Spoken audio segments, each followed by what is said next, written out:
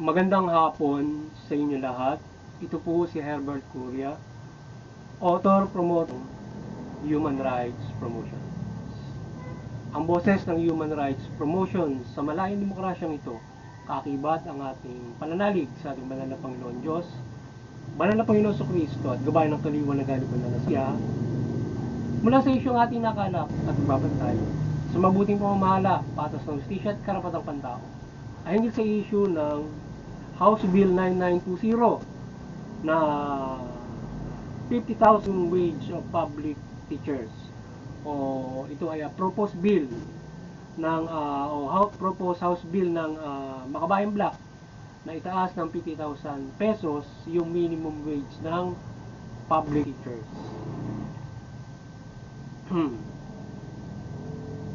We support the House Bill 9920, yung to increase minimum wage of the public teachers for 50,000 pesos.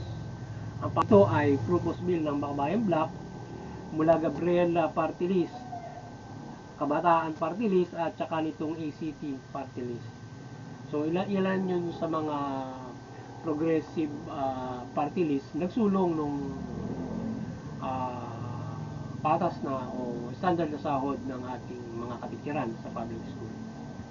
Ayon sa mga mambabatas ay nais nilang maitaas ang sahod ng mga tiran dahil sa mababa ang sahod nila na hindi akma sa standard na pamumuhay sa bansa na dapat nasa 33 or more, 33,000 or more over para makapamuhay ng sa pamilya. So yun yung standard na dapat na cost o dapat na sahod ng mga katikiran ng isang employee, public or private, 33 and above, 33 or and above pa, na dapat na sa ganung halaga yung sasahurin para makapamuhay ng maayos na 5 sila sa pamilya. So mag-asawa, tapos 3 anak siguro yun. So para you live good with that kind of salary. So yun. So ang 50,000 minimum wage na ito ay akma lamang sa kanilang serbisyo na ginagawa para sa ating bansa to give education. So ang sahod ng mga teacher umano ay mas mababa kumpara sa ating military and PNP personnel na itinaas ng doble nitong Duterte administration. So nung Duterte administration, yung sahod ng ating mga enforcement tinaas ng doble halos doon sa panahon ni Duterte. Ngayon, yung mga ka-teacher mababa lang ang itinaas na nasa 6,000 lang ata. So hindi naman fair. So ngayon ay hinihingi nila na taas naman at least 50,000. Hindi ba yung kahit mas mataas yung sa teacher from the minimum wage, kasi yung sundalo ata nasa ang minimum nila 30,000 sa sa pinakamababang ranggo, yung private first class yata yun, parehas. So mga ganun siguro. So yung yung sa katitsaran, hinihingiling nila na nasa ganun yung 50,000 yung mahigit. So sa ngayon ay umaabot umano sa 20,000 to 27,000 ang sahod na minimum ng katitsaran. Hindi ito akma sa cost of living o dapat na ikabuhay ng isang may pamilya na 5 katao. So yun, nabanggit natin kanina kung magkano yung dapat na sahod o nasa bulsa ng isang pamilya para makapamuhay sila ng sapat. O standard living nga, ika nga.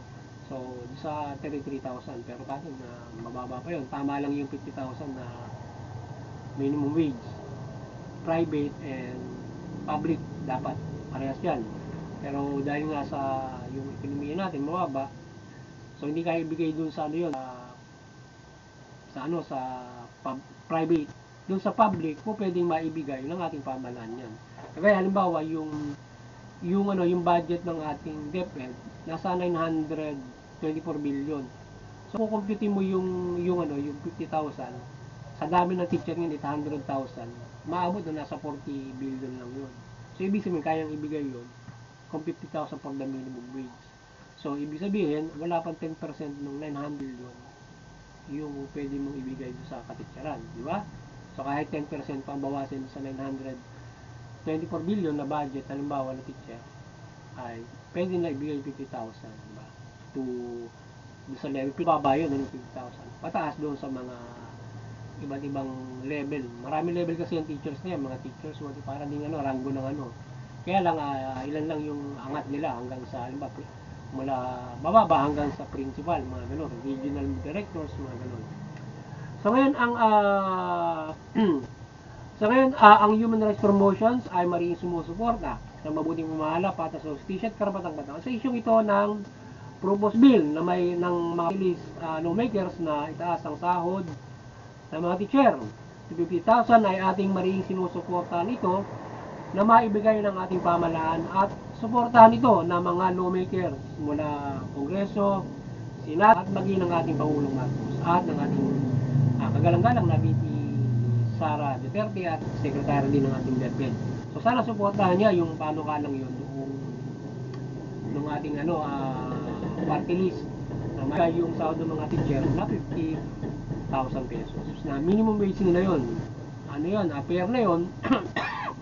Na maliit lang na budget yon doon sa excuse me, doon sa budget ng ating DepEd na nasa 900 billion, no? Mababa lang yon kung wala man 10%, na kaya nila ibigay yun or else sampa ng ating gobyerno yung budget ng DepEd.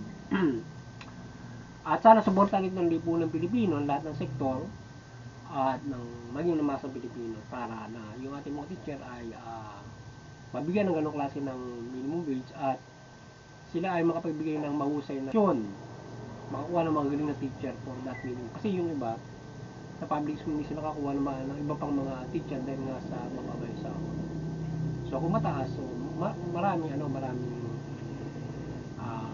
galing na naman ang ating mga teacher, no, kahit nagtsatsaga sa ganun sahod, pero mas makukuha pa sila ng iba pang mga graduates na magagaling para magtrabaho sa gobyerno. And we hope may pasa ngayong taong ito at excuse me, at mabudgetan next year 2025. So sana may pasa na yan ngayong taong ito para mabudgetan next year yung sahod na yan. So, ang ating katitsaran ay deserving na makamit ang standard na sahod. Hindi lamang sila lahat na 50,000 pesos. At hindi lamang sila, lahat ng kawani ng pamahalaan ay mag-standard na minimum wage. At maging doon sa ating, syempre, private sector na makamit nila yung minimum wage na ayon doon talaga sa standard living, no? Karapat sa balangkas ng karapatang-batang na standard living. Ano ba yung standard living? Magkano ba dapat sa yung standard living? Kaya nabagit ngayon na 33,000 for 5 in a family. So, yun yung standard. Maaari makapumigay na maayos doon. Kaya sana ay ang ating administrasyon Marcos ay magawa na maibigay yung standard na sahod at full employment sa ating bansa. Bigat din ang paglilingkod ng mga katitsaran na naging halos baon sa utang sa mababang sahod na kanilang kinikita sa public service. So, yan sa mga problema ng teacher yan. Lalo pag maraming anak. So, nagkakaroon sila ng pagkakautang. Siyempre, loan na loan sila doon sa iba't ibang mga loan company. Yan, mga ganun. Iba't ibang mga pinagkakautang. Siyempre, sila ay halos ay lumubog sa utang para lang makontinue ito. So, yan. Ang bilang suliranin din yun, di ba? So, ngayon, kung bibigyan mo yung maayos sa sahod, so, makakakala sila doon sa kanilang mga pagkakautang at makapumumuhay sila ng maayos. So, bigyan naman ng kaginhawaan sa buhay na makapamuhay ayon sa karapatan na makamit ang standard na pamumuhay at sa palagay natin ay sila ay makakahibas at makakabayad sa kanilang mga pagkakautang, makakapamuhay ng maayos sa sahod na yan yung ating mga kanya. Siguro, di ba? Kapag gano'n. So, sana maibigay yun ng ating pamahalaan. So, sinusuportahan din natin ang propose na 100 pesos daily wage increase. Private sector, yung 100 daily. So, siguro kung kukwentahin natin sa buwan, mga 2,600, 3,000 sa 100 daily wage, no? So, sana yun ay maipasa at yung ating mga sector, lalo na yung malaking mga business company. So kanila ano yun, kanilang payagan. Kasi huwag sila masyadong, huwag silang masyadong garapal doon sa kanilang kinikita, yung mga malaking kumpanya. Dahil sa hindi puro kita, ibigay na yung pair doon sa mga manggagawa, sapos sila naman yung aakyat din ng salapi doon sa inyong pair, pares lang naman kayong nagpapalagon. So dapat bigyan mo rin ng sapat na sahod yung mga empleyado para sila ay lalong sumipag at makapumuhay din sila ng mas, hindi yung na lang yung owner. so so upang makasahod na nais man sila ng patas sa kabila ng nagtataasan ng bilihin. So we hope ay makamit din nila ang standard wage o pamumuhay to live good. So yung ating private sector hindi lamang public. So in the near future, lahat na makapamuhay na under standard wage. So ibig sabihin, ano ba yung standard wage? So sana ang ekonomiya natin tumaas na para makamit ang standard wage na dapat maibigay. Kasi yung ating minimum wage na sinasabi, yung minimum wage yun yung kung saan ka dapat minimum na salary na dapat ibigay ng mga kumpanya, dapat pasweldo. So ang minimum natin 1,000 lang siguro doon, o 15 doon sa Metro Manila. Doon sa mga probinsya mga 8,000 lang. So yun hindi ka ang malaki yung bracket doon sa kung may pamilya ka na tatlo, mag-asawa yung anak mo, hindi ka naman pumuwi ng maayos for 8,000 kasi 33,000 yung standard eh. So yun ang malaking problema niya. So kaya sana ay pagdating ng kinabukasan maibigay na rin nung makapamuhay, makasahod ng ganung halaga yung ating mga manggagawa. So ngayon ay lahat ng nasa private and public sector, standard at employment. So sana magawa yan at matimpla ng ating pamahalaan yan ng mga negosyante.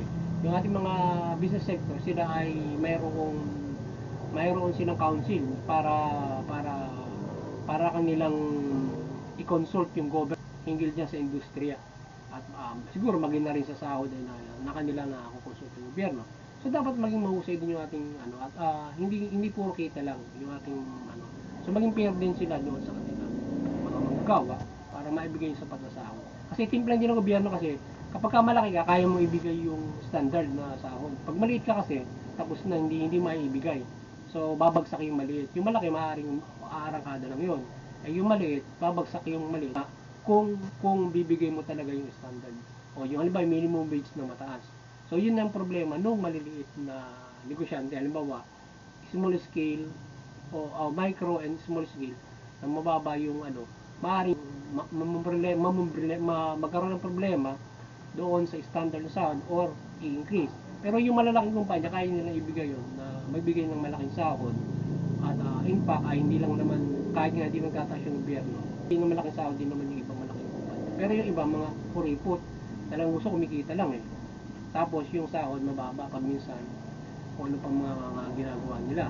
So dapat ay maging fair. So yung ating business sector sa kanilang dapat meron sila talagang may samahan dapat fair yung kanilang konseho doon para maging fair sila for the employees relation na naibigay nila yung dapat na sahod, condition o benefit, di ba?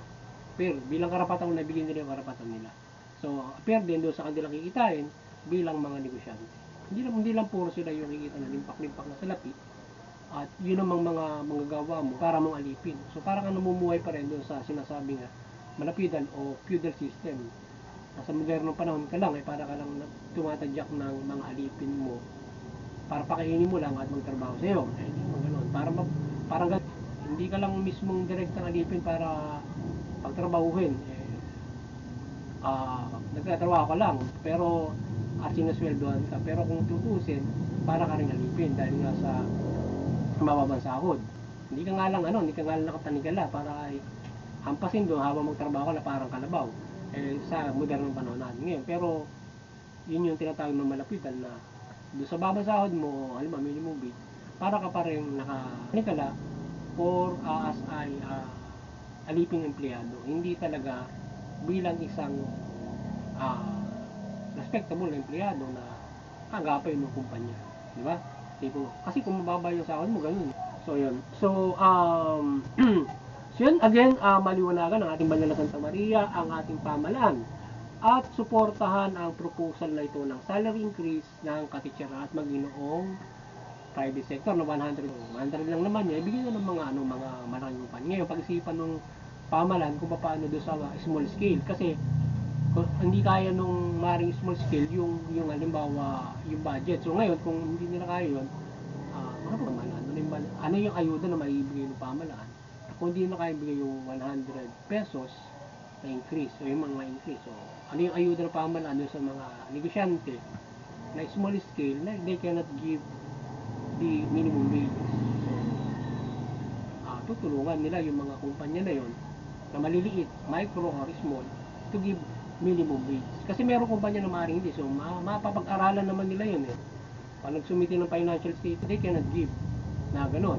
So, kung hindi na kayo nag-give, bibigyan nila ng support. Ayan. Ngayon, yung malaking kumpanya, pag tinignan mo yung financial statement mo, talagang kayang ibigay yung 100 din at sobra pa doon sa kanilang kinikita. So, ngayon, baka yun doon sa malalaking kumpanya. Pero doon sa maliliit, yun yung sinasabi na maaari sumemplang kapag binigay mo yung hinihingi for all, kasi hindi magkaparehas naman kasi kinikita ng maliit at malaki. Ngayon din meron ding maliit naman na malaking kumita kahit maliit yun, kaya nila ibigay yun sa ibang nilang empleyado. But kung talagang meron hindi kaya, pag-aaralang mabuti, tapos ano yung tulong ng gobyerno to help the small business para makasweldo sila ng minimum wage. Ganun lang dapat yun eh, di ba?